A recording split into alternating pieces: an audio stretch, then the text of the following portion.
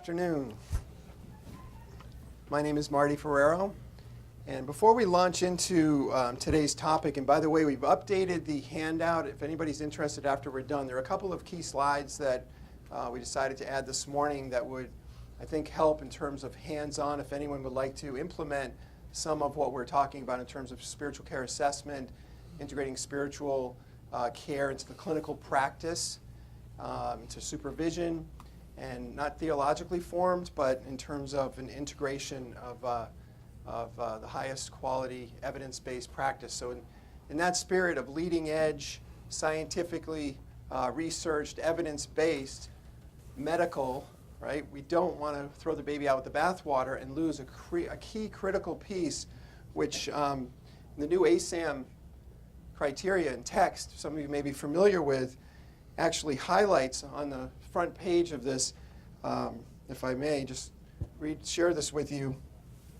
I'm getting old, so I need, bear with me here. It says, the ACM criteria structures multidimensional assessment around these 6 dimensions to provide a common language of holistic biopsychosocial assessment and treatment across addiction treatment, physical health, and mental health services, which addresses as well the spiritual issues relevant in recovery. So we're really going to delve into that more. We're going to talk about the 6 dimensions and how to incorporate that, not only for next level of care, but really in terms of assessment and measuring progress within the scope of treatment. For all that, I need to say, this is a real honor for me. This is a homecoming of sorts, because 23 years ago, my friends did the one thing I asked them: whatever you do, don't call my family. Thank God they did when they did. I was 70 pounds lighter than I am right now. I definitely could stand to lose a few, but I was 70 pounds lighter. I was dying. I had quit. Last night, a friend who remembers well back then talked about, when I was smoking crack. I go, whoa, whoa, whoa, wait a minute. I was freebasing. I wasn't smoking crack. I wasn't smoking crack. Anyway, it was quite a diet plan. I was withering away. I was literally emotionally, psychologically, spiritually, physically dying and bankrupt. And thank God my friends did do what they did when they did. And the reason I'm sharing that with you is this happened right up the road here in New Bedford, Massachusetts, actually in North Dartmouth, Mass. And so, they pull together this big intervention. That's a whole long story in itself, because my family and friends had never done that before. People came from Western Mass, where I went to college, Maine, Cape Cod, Wellfleet, Boston. And I came up into the kitchen, and it was way before the professional arrived. Unbeknownst to me, there was a professional on the way. And my world had shrunk. Anybody that's in recovery in this room knows, right? I wasn't answering the phone, and this is way before cell phones, but I wasn't answering the phone, cards, letters. People all over thought I was mad at them because I was, until they figured it out. And so I was just so overjoyed to see roommates from college, old girlfriends. I was big hugs. I was pulling out leftovers. We were reminiscing, and we did this for like over an hour. And I had been quitting every single day for 11 and a half months with every fiber of my being.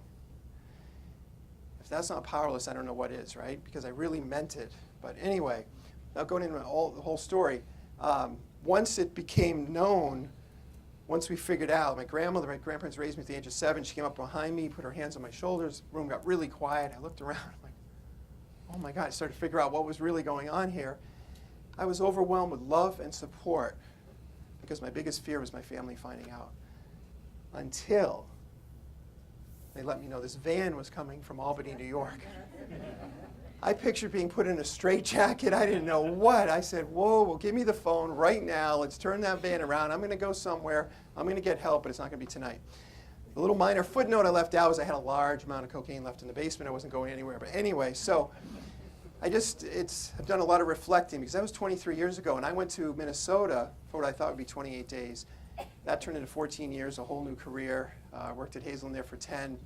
Made it out to the West Coast, Hazelden Springbrook for 2, clinical supervisor, and then almost full circle back. So 6 years I've been with Karen. I'm a senior clinical director, as was mentioned, overseeing the adult programs, soon to launch a center for legal professionals. We have a healthcare professional. We have a lot of, but anyway, we're here to share how we integrate our spiritual care practice with our clinical practice. And when I went through graduate school, the keynote speaker was William Miller. Many of you are probably familiar with anybody with motivational interviewing, Stephen Rolnick, William Miller, which, by the way, all the conferences and all the presentations in the last few years since the 3rd edition of the text has been written, I haven't heard anybody talking about those changes based on the research. Everybody's still rolling with resistance and stuck in the old, and so I just throw that out there. But he shared something. At that point, he had been in the field 30 years. I've now been in the field 20. We know, we are painfully aware of the burnout factor, right? In the trenches, we're day in and day out. The pain, I always say, where does that energy go? We really have to take care of ourselves. And he highlighted and talked about how do you stay as energized and without getting burnt out. And he talked a lot about love.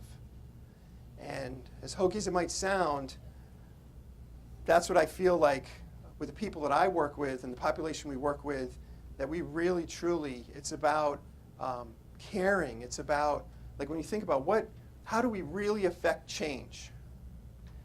Dr. David Powell, the author of the only textbook on clinical supervision in this field. If you haven't read it, highly recommend it. The late David Powell, Clinical Supervision, Substance Use Disorders. He came to a clinical supervision class that I was in grad school and has done a lot of work with us. He did a lot of work with us since, but this was back at Hazelden. And he shared with us, he said, how do we really affect change? And he said it comes down to like 4 key factors, boiled down. The first of which I think everybody in the room is well acquainted with, and it goes back to Rogerian. I mean, it's that trust that you establish, which is key to what we're going to talk about. It's that empathy, it's the rapport, the relationship that research has shown how key, what a critical that is, right, for people, no matter what modalities used. So he said, secondly, what the individual brings to the table in terms of readiness, willingness, and ability to change. But with things like motivational interviewing, we know that's most effective with the highly resistant patients. So plenty of people have gotten sober who came in and wanted no part of this, were coerced in, or legal issues, whatever it was, and they end up being miracles. We have people come in who have no leverage, who say all the right things and graduate with honors and go home and drink, right, and use. So their readiness, willingness, ability to change. Thirdly, he said, the installation of hope. And that's really key to me. That's something I've operated with. I just got an email through admissions, this is about 2 months ago, from an individual who I had, when I was a counselor for those 10 years, I worked with 16 years ago. And this was the most depressed, hopeless guy I think I'd ever met. He was strictly alcoholic. Alcohol's a depressant. He came in, he would already attempted to, he was really not feeling too well about himself or his, his situation. And I always say we don't take the credit and we don't take the blame, because these days, God knows, we get enough of those deceased notification emails, right? It's a tragedy. Every 19 minutes, someone's overdosing fatally, right? Again, all painfully aware of this. But this individual touched me in such a way, he sent, on the unit that I worked on, there was all the different units had their own traditions and cultures, and one of the things for their coin-out ceremonies, they had this camel from a carousel, and they had a monkey on its back. And part of the coin-out was they would take that monkey and kick it across the room, and they would present them with a camel medallion. And on the back is that saying, I don't have it verbatim, but about the camel, goes tits its knees every day, can go 24 hours without a drink, kind of thing. So the camel was a big, big part of this particular unit. And he sent me 2 pictures right out of treatment. He had been to 2 zoos or wherever. One of them, he's on this camel with his baby son. And the other one, he's he's right here with this camel. And he sent me this sort of leather, really nicely. It's been on my shelf in my office all around the country for 16 years. Hadn't heard from him, and he emails me out of the blue and says how, a long email about how wonderful his wife was. So you just never know, right? You don't ever want to give up on anybody. And it's those same cases that if you were a betting person, you would think, this person is probably not going to make it, and you see him at the reunion. the next year. And again, so anyway, installation of hope is huge, and especially for any programs that do incorporate the 12-step philosophy, right? And then he says, I hate to break it to you, but least important are the counseling techniques that you employ. Although they're really important, you need to have a theoretical framework from which to operate, and you want to be well-educated and credentialed. But without those first three, it makes it really, really difficult, right? So there's been a trend in this field in the last decade plus, 15 years or more, where historically, for substance use, for addiction counselors, predominantly males, predominantly in recovery, without credentials, right? Now there's been a lot of change in the field, obviously. And now, as of like a good 10, 15 years ago, the majority of people in the field are female, master's level, not necessarily in recovery, most of them aren't.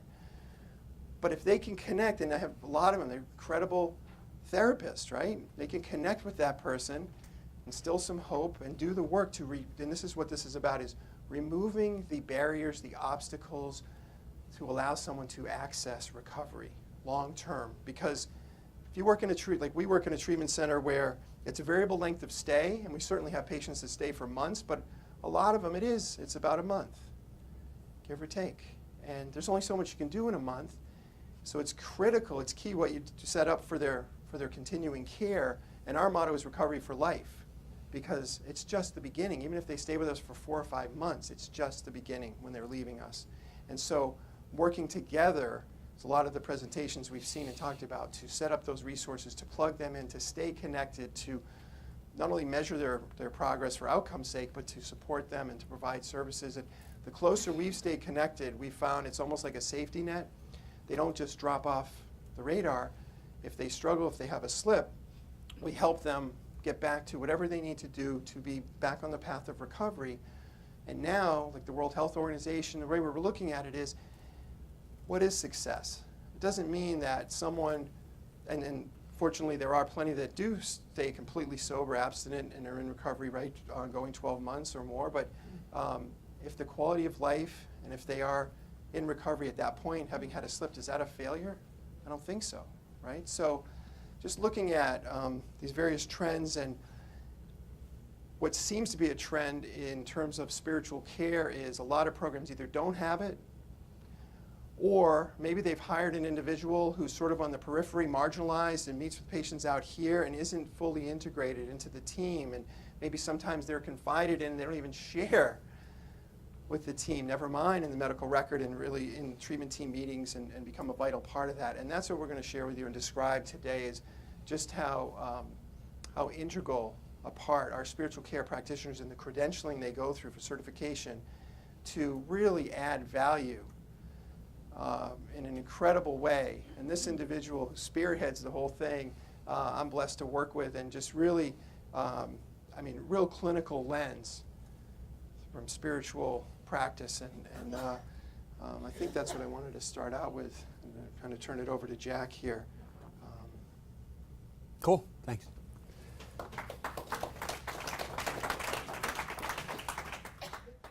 Marty has a need for sure for the lapel microphone, so I'm going to try my preacher voice. Can you hear me in the back?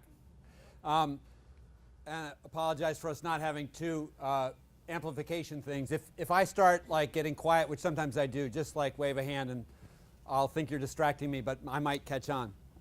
I was listening to Marty's opening, and I want to move us as quickly as I can really into content. But in terms of preface, I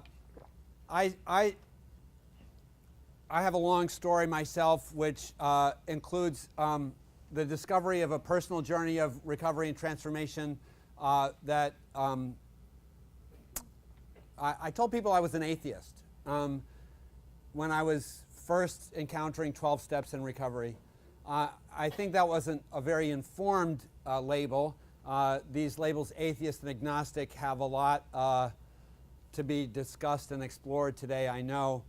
But in my journey of recovery, I got really interested in the claim in the 12-step recovery communities about spirituality. And in fact, I was pretty much told I wasn't going to survive unless I found a higher power. I don't know if this Will that work? Oh, that works really nicely. it didn't work earlier, so I thought it wouldn't do it. So the journey of exploration of a spiritual reliance that I embarked upon took me to seminary and all that academic stuff that our nice introducer was bragging about for me. So I have been in recovery for a significant period of time, and I pursued an academic, theological, and pastoral journey for a period of time. I always thought it would be fascinating to work in helping people get sober, and from a clinical and theological perspective as a pastor in recovery. And in 2008, curious set of circumstances combined, and I was invited to be a part of an organization that was going to let me try and do that. And it had a legacy. Our particular organization that we work at has a history of doing spiritual care, although in many ways its history was kind of, as Marty described, a kind of an added service, like an extra element, a little secret sauce on the side kind of thing, and with charismatic and exciting and interesting players, but who were not tightly integrated into the model and the philosophy of treatment. So some of it's my own personality, some of it was some training that I'd had along the way, and some of it was the encouragement of people that I work with in an organization that was willing to sort of try something. But we, over the last 6 or 7 years, have been conducting what I would call a great experiment in developing a formal model for addiction chaplaincy, and really asking what that would look like if it was done as well as possible.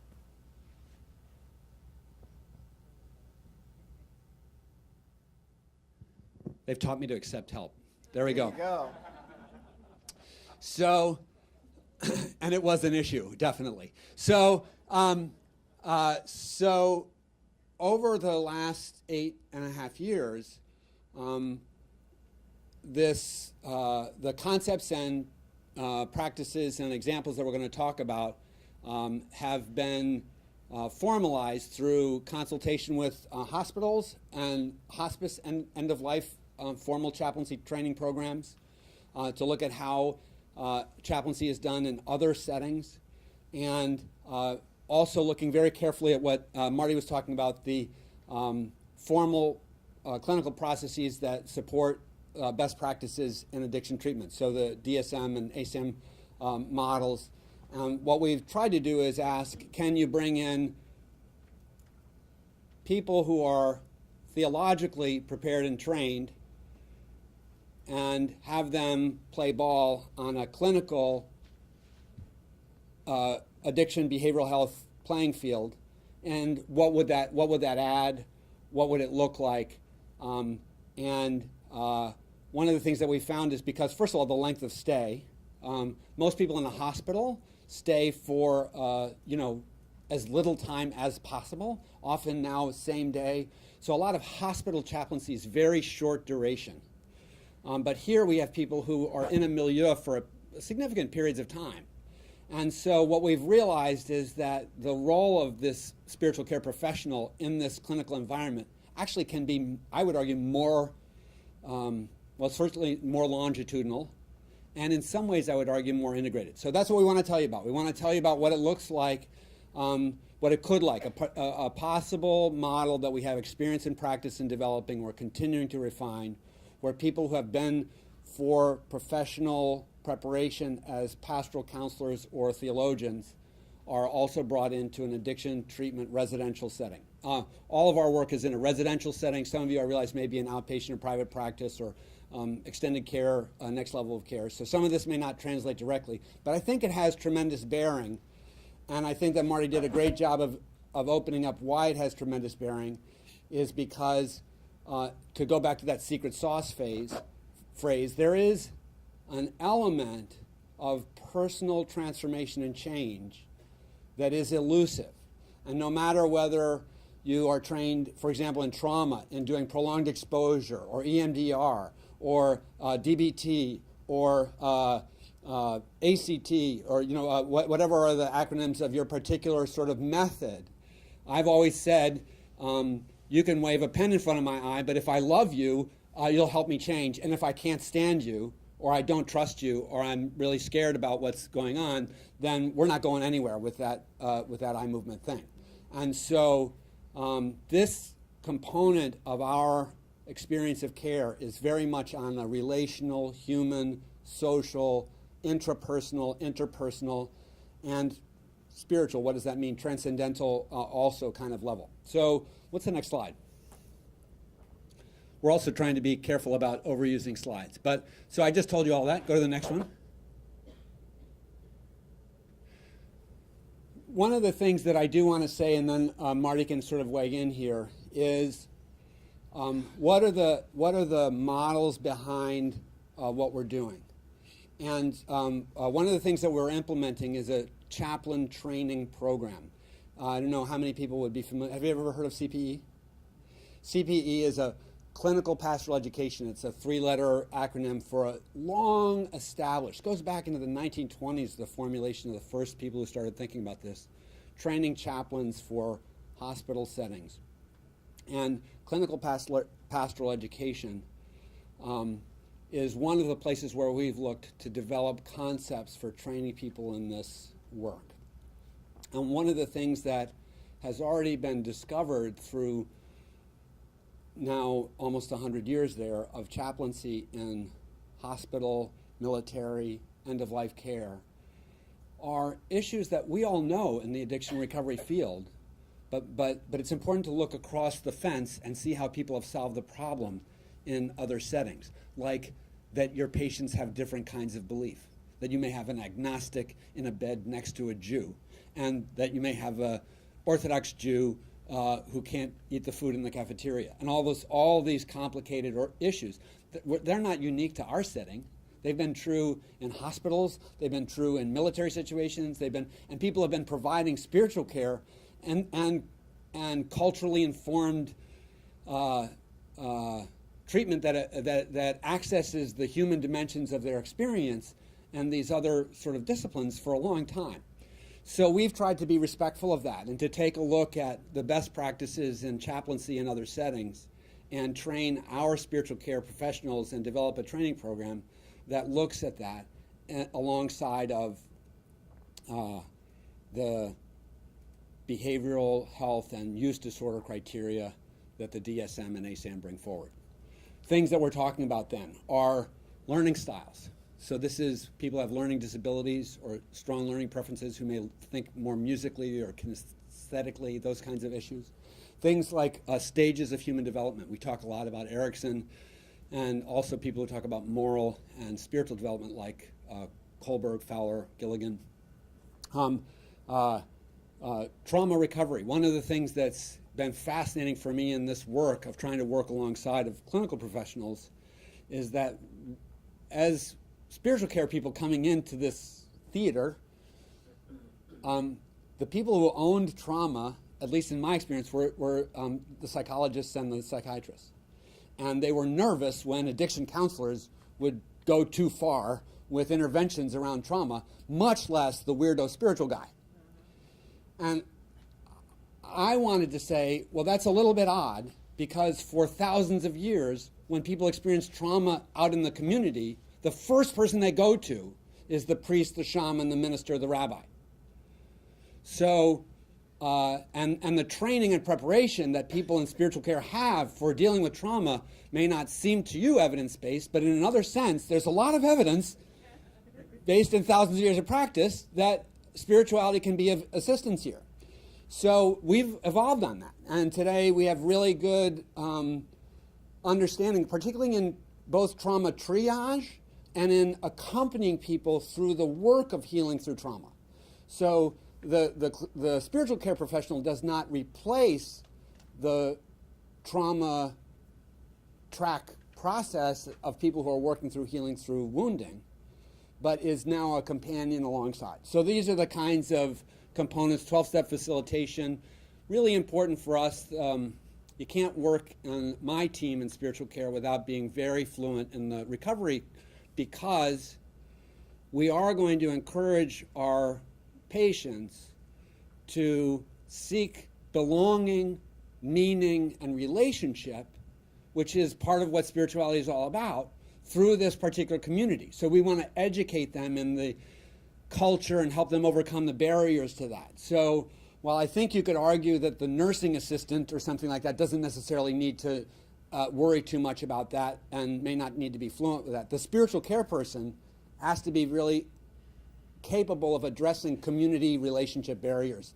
and culture, because there's a recovery culture. You know, if I stay, I'm having a step 7 issue right now, a part of the room gets it and a part of the room doesn't, because there's a cultural divide there. So we believe all those things and some good education and basic practices. The mindfulness rage is one of these things that I have strong ambivalence about, because it's great and wonderful, but to me it's a diminishment of the understanding of what spiritual care is, to equate spiritual care with mindfulness. And I think that there's a lot of people who are making that mistake right now and thinking that as soon as mindfulness is offered in a treatment setting, they can check the spiritual care box, which I think is a false equation. So that gives you a sense of kind of like the thinking behind it and the kind of academic and cerebral. We're going to get more particular, but I also don't want to like steamroll my colleague, and so we were just going to try and be in dialogue together. So if you add yoga to that, then you can check the box. Okay. Right. By the way, that first slide, I don't think Jack mentioned, I didn't mention it.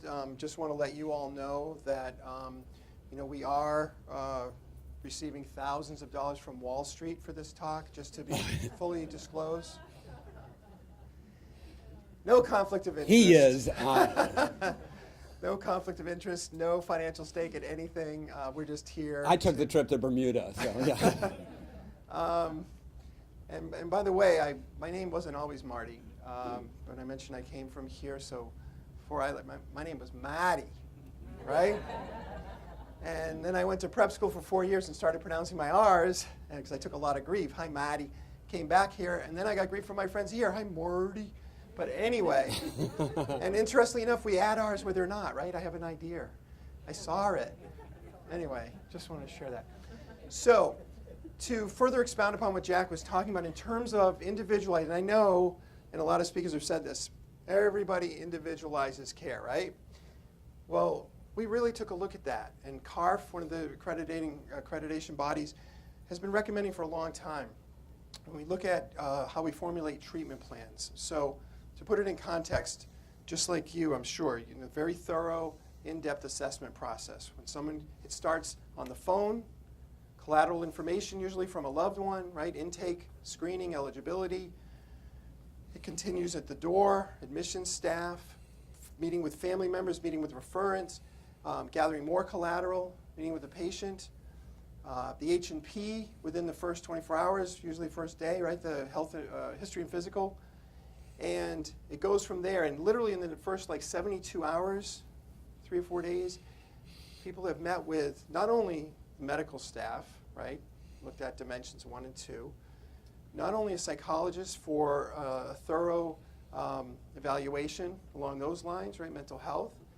Not only the addiction counselor for the psychosocial, because the bio has already been done, really, biological, in depth and looking at all different areas of their life and trying to figure out how we can best help this individual. Our patients also meet with a spiritual care staff member within the first week. And this person spends an hour, and we'll share, that's one of the slides, we have a couple of templates. We'll share with you, that's one of them, of what, how they frame that and what it goes through, and it also incorporates the dimensions. And so we really do believe, and it's been a big shift, what we did is we've been overhauling all of our clinical documentation, including our treatment plans. The way I was trained, I don't know about you, to really look at and to figure out what's wrong with this person, right? We pathologize. We want to figure out the problems, and that's what they would be on the treatment plan. Problems, goals, objectives, and interventions. The shift that we've now sort of tossed that out, and it's really a major one in terms of more than semantics, is to really look at strength-based and to really be truly patient-centered. And by that I mean, in the patient's words, looking at not problems, but goals. What is it that you would like to accomplish? Why are you here? How can we help you? Long-term, short-term. Now, most of them are not going to achieve their long-term goals in 4 weeks or so, or even 4 months. But those short-term goals and the action steps that we come up with together will help them to achieve the short-term goals that will position them to be able to hopefully achieve those long-term goals eventually, right? So that was a real shift, and I remember hearing it, a while ago, and that whole notion of strengths and really looking at their assets and not pathologizing as much, because that's really how I was trained 20 years ago, to really look at what's wrong with this person and how, and even the labels, the way we would, not just diagnostically, but on the treatment plan, the problems, low self-esteem, shame, all that kind of stuff, right? I mean, so tying into that, the spiritual care person meets with them, and we're going to share a few case studies with you later where talk about the integration of that psychologist meeting on day 2 or 3, who then communicates with spiritual care in such a way to red flag this, to say, you know what, this person really could benefit from meeting, and then the insights from that psychologist that the spiritual care person was able to take into that assessment and that meeting, that session, whereas more than an assessment, it was really a beginning of a transformation for that individual. So it's been really kind of neat how this has unfolded, and how we continue to try to raise the bar along these lines.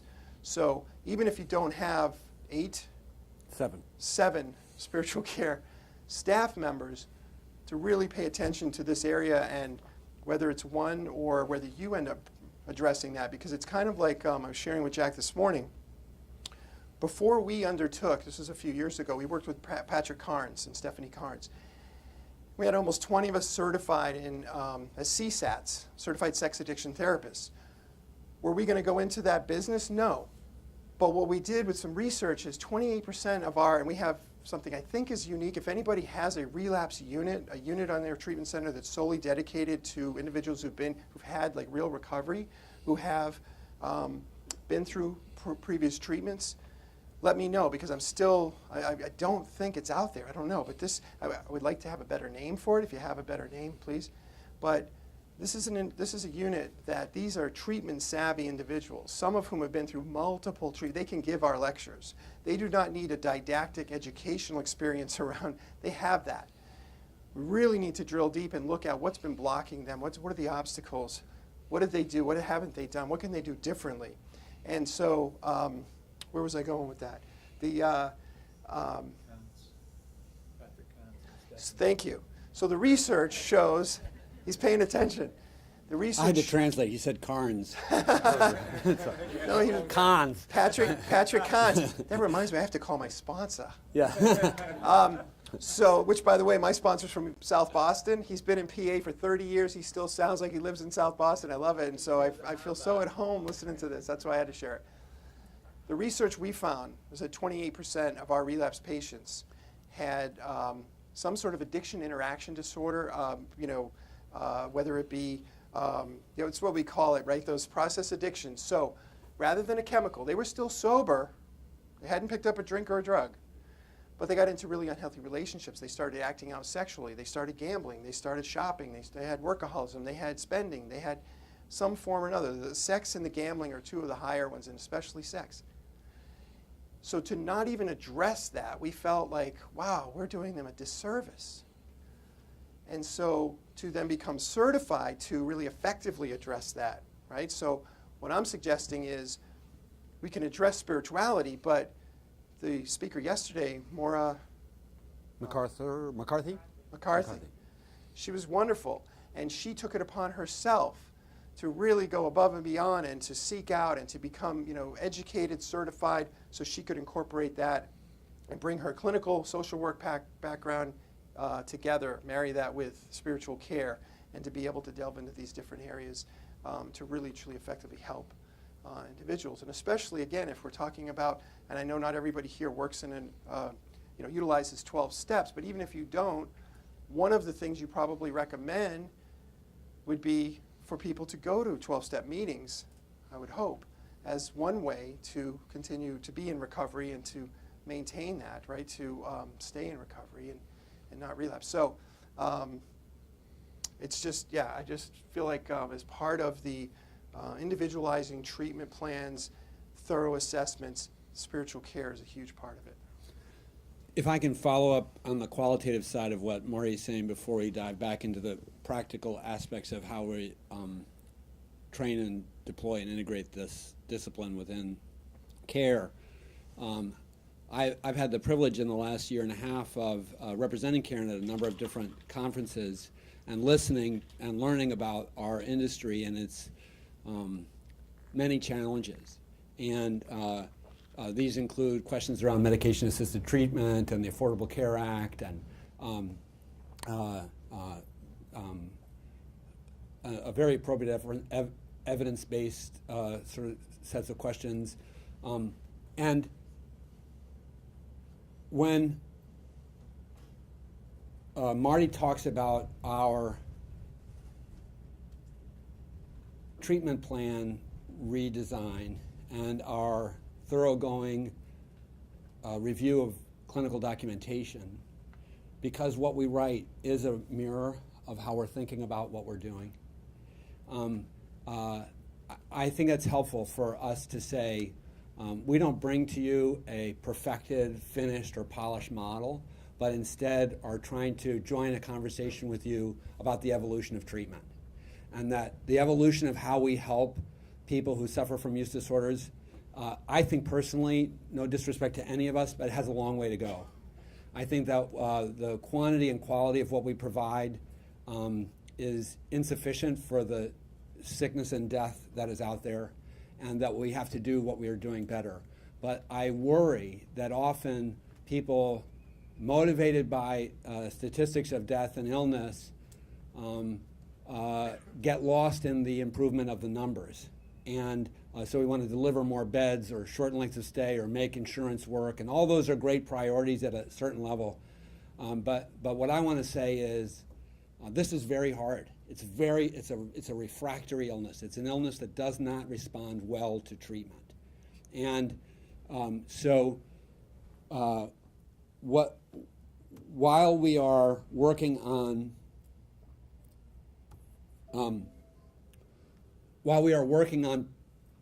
figuring out access to care or billable issues or all those sorts of things, I hope we're also working on delivering a better quality experience. And I think that's where that's things like a discussion about language and how we can change the language of what we talk about, formulating better. And to me, this is my thing. So the presentation yesterday on spiritual care was really interesting. I dropped in on it because I wanted to see what was there. A lot of research and work. And one of the things that was mounted in yesterday's presentation on spirituality was a whole list of different formal assessment tools, some of which I had heard about and some of which I didn't know. And also, I could tell you a couple that I know about that were not in her presentation. The Fetzer, Fike, and Aspires are probably, I think, the largest in research-based use. But there are tools for formal spiritual assessment. In fact, even the DSM has in an appendix a thing called the CFI, the Cultural Formulation Interview, which has been offered by the DSM formulators as a way of looking at culture, but also within there are religious and spiritual questions that may inform mental health care. So there's a lot of people who are trying to bring some science to this dimension. What you'll find if you want to know in our experiment what we've been doing is also trying to protect this particular discipline from making it too much fill in circles and dots and grids and Likert scales and all that sort of stuff, to keep a narrative and relational aspect. So the spiritual care professional does document, but our spiritual care assessment, the interview, which happens, every patient gets at least this one-on-one consultation as long as they don't run out the door in the first 3 days. And this interview is narrative, and it's long. It's written as a long narrative assessment. And it has these 4 major components. It's a little bit DAP. Do any of you know the DAP clinical format? It leans back towards that thinking. So this would be a summary of the dialogue, an assessment, and a prescriptive response.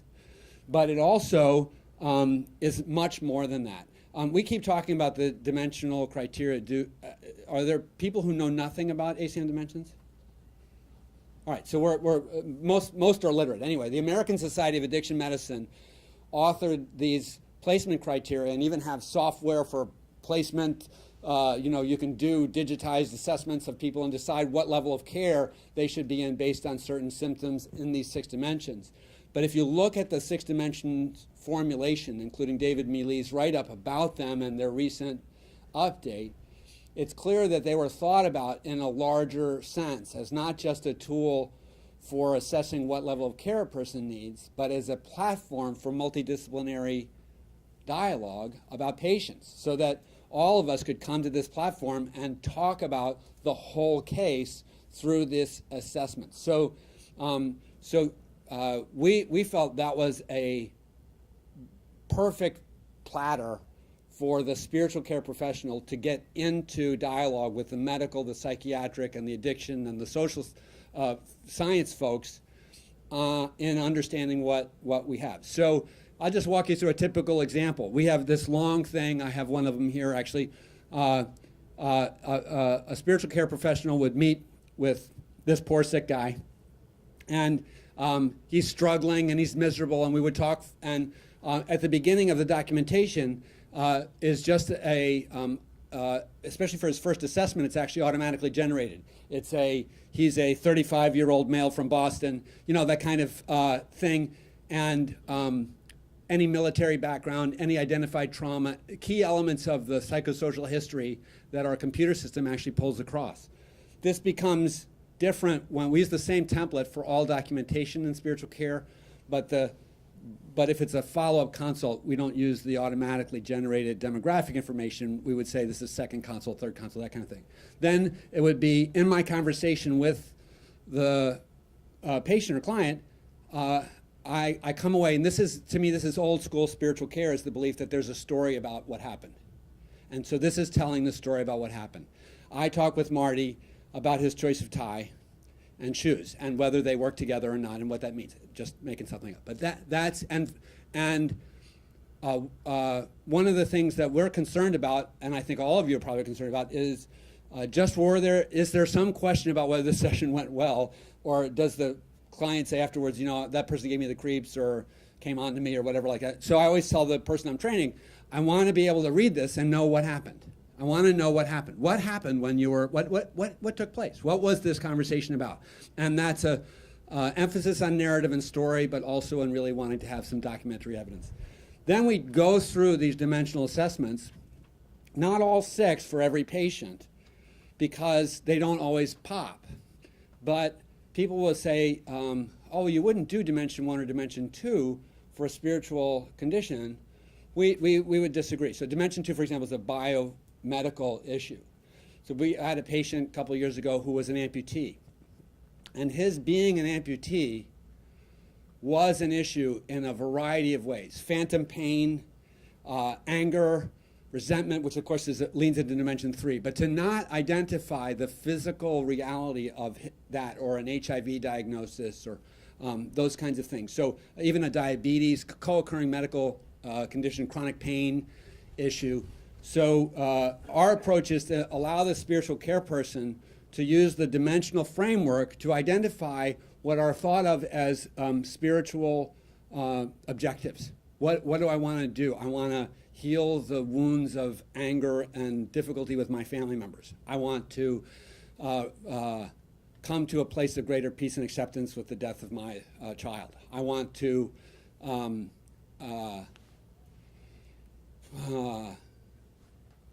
wrestle with the loss of my career or the ending of a marriage. Often these are traumatic loss issues that are the key elements. I want to explore something I've kept compartmentalized for my whole life, which is the amputation of my leg, just above the knee. These kinds of things.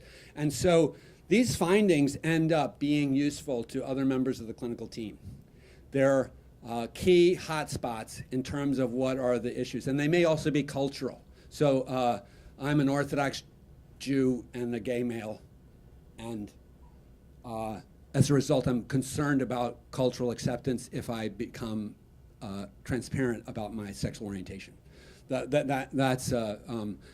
grew up in a Roman Catholic family, and I was around people who were abused by priests, and I'm married now to a Roman Catholic person, but I can't go into the church. These kinds of difficulties are very, very helpful for the other clinicians in understanding how to put in place next level of care planning. And then the disposition is the actual action steps that are collaboratively designed by the patient and the spiritual care person, and can become action steps in the person's treatment plan. So that's a little walkthrough of what the opening assessment and a model is for a spiritual care practitioner.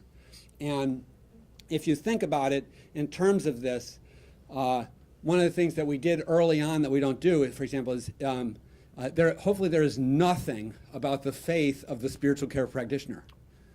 This should all be about the faith and spirituality of the patient and the family system. And this is not religious instruction, it's not mindfulness instruction necessarily, unless that is evoked by the patient as an objective on their struggle to find healing and growth. These are both slides we added, so they're not in your handout. What's the next one? You can talk about that too a little bit, or about your experience of. The other thing we wanted to talk about was clinical supervision for chaplains.